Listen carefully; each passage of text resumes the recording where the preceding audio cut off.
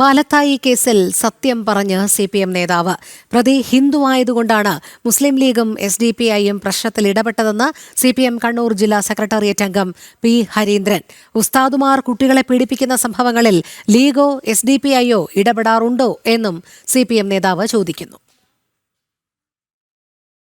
പീഡിപ്പിക്കപ്പെട്ട പെൺകുട്ടിക്ക് എന്തെങ്കിലും പിന്തുണ നൽകുക, സഹായം നൽകുക എന്നതിനേക്കാൾ ഉപരിയായി ഈ പീഡനത്തെ CPMനിലായി തിരിച്ചുവിടുക എന്നത് മാത്രമാണ് അവർ അന്നും ഇന്നും ശ്രമിച്ചുകൊണ്ടിരിക്കുന്ന കാര്യം.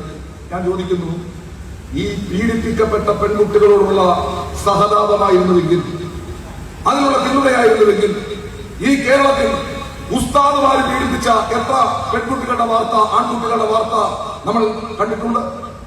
ഏത് ഉസ്താദ് പീഡിപ്പിച്ച കേസാണ് ഇവിടെ ഇത്രയും വിവാദമായിട്ടുള്ളത്? ആ കേസിന് എന്ത് സംഭവിച്ചുവെന്ന് ഈ നാടാരെങ്കിലും മനസ്സിലാക്കിയിട്ടുണ്ടോ? ചർച്ച ചെയ്തിട്ടുണ്ടോ?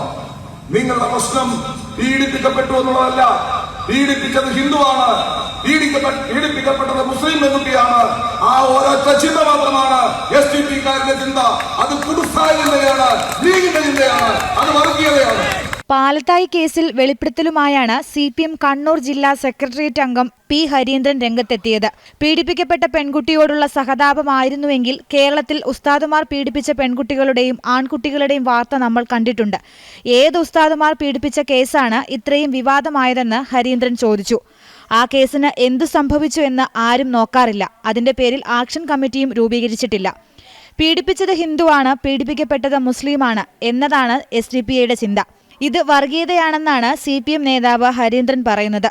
പാലത്തായി പെൺകുട്ടിക്ക് സഹായം നൽകുക എന്നതിനുപരിയായി ഈ കേസിനെ CPMനെതിരായി തിരിച്ചുവിടുകയാണ് അന്നും ഇന്നും SDPI ശ്രമിച്ചുകൊണ്ടിരിക്കുന്നതെന്നും ഹരീന്ദ്രൻ കുറ്റപ്പെടുത്തി.